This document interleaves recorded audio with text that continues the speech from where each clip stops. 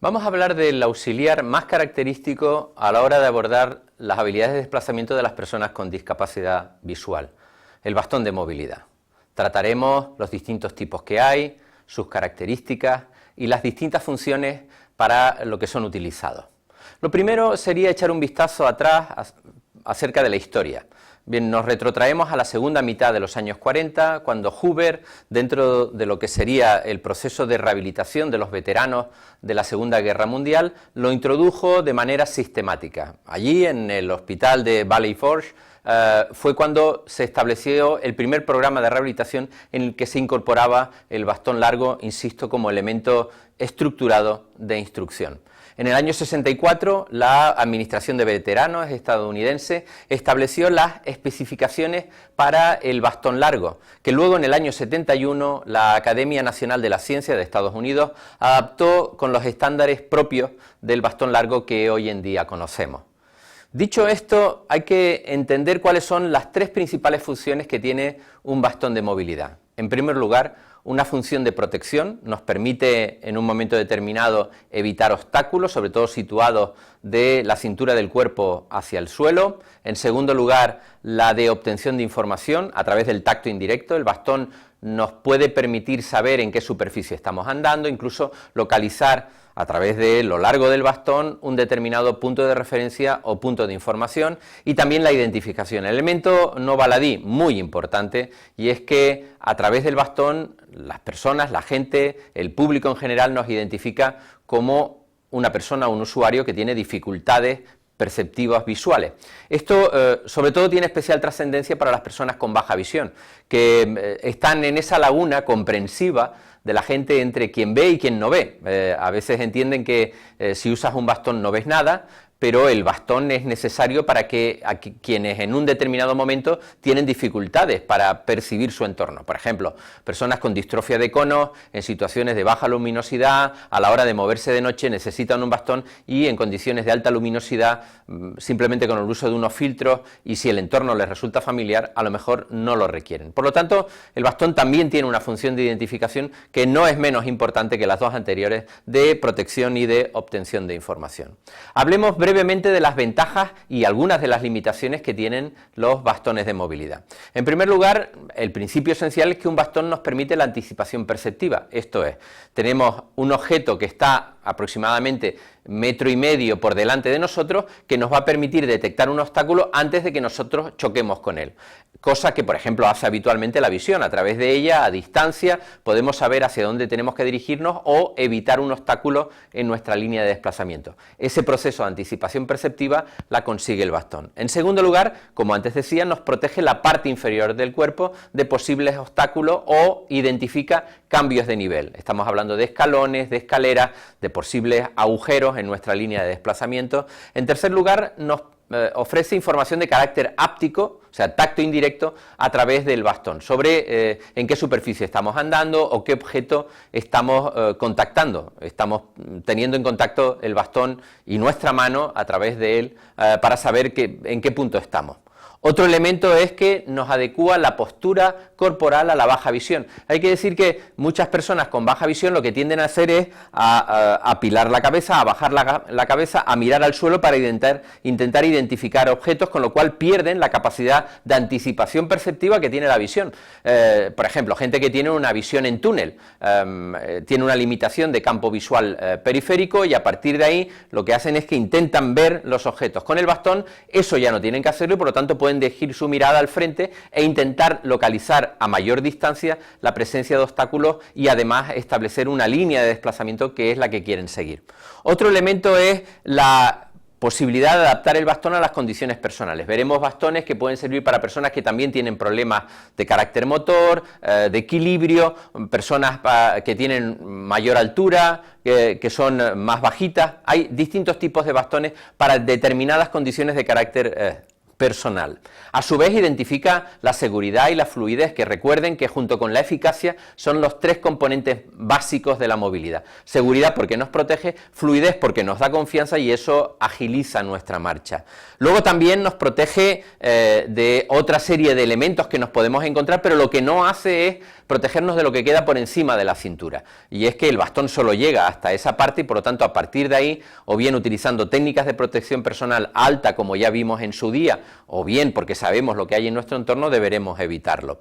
También podemos utilizar en momentos determinados el bastón, pero no previene de tropiezos si no lo utilizamos correctamente, y eso puede conllevar que, por ejemplo, a la hora de bajar escaleras, como ya explicaremos más adelante, si no se utiliza de manera adecuada, podemos tropezar con él, incluso poder tener un cierto riesgo para nuestra seguridad. Y por último, también tiene limitaciones en condiciones meteorológicas adversas. Por ejemplo, cuando llueve, evidentemente se engancha el bastón con el agua que pudiera haber acumulada en el suelo, o por ejemplo, cuando hay mucho viento, el bastón es bastante difícil de utilizarlo, o en superficies muy rugosas, por ejemplo, zonas de tierra, por lo tanto superficies rurales, zonas rurales, ahí el uso del bastón es complicado, aunque hay adaptaciones a nivel de contera, ya explicaré lo que es, que sí pueden servirnos para intentar mitigar esos efectos adversos.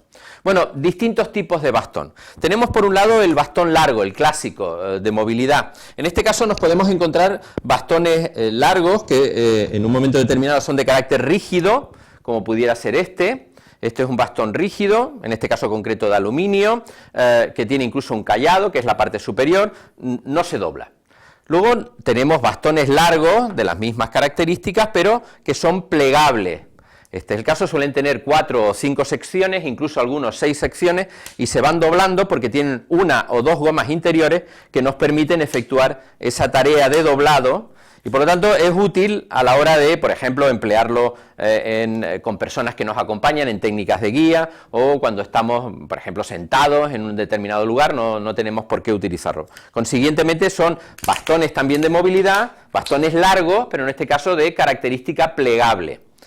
Bien, luego tenemos bastones de apoyo. Los bastones de apoyo se emplean cuando la persona tiene problemas de bipedestación, de equilibrio, suelen ser personas mayores o problemas con alteraciones motoras asociadas. Son bastones que a día de hoy vienen regulables en altura y que tienen una empuñadura para que nos pueda servir de elemento de apoyo, de ahí su denominación de bastones de apoyo.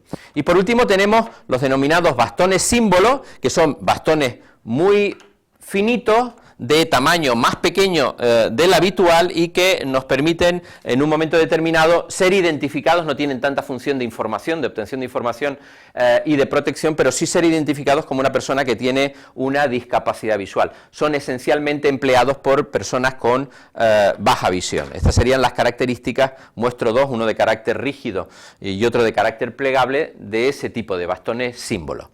Siguiendo con los componentes, un bastón de movilidad tiene 3 componentes básicos. En primer lugar, la empuñadura, que es donde se sujeta el bastón. Suele tener distintas dimensiones según el tipo de bastón. Están elaboradas bien sea de goma, algunas de hilo.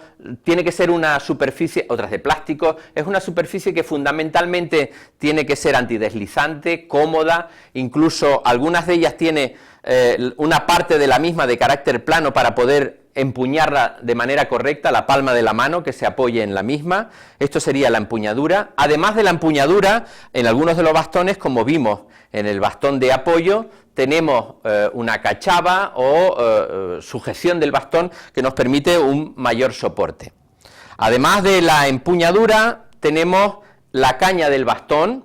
Esta es toda la superficie que va desde la empuñadura a la parte inferior, que se denomina contera, y como ya digo, puede ser rígida o puede ser plegable, de 4, 5 o 6 componentes.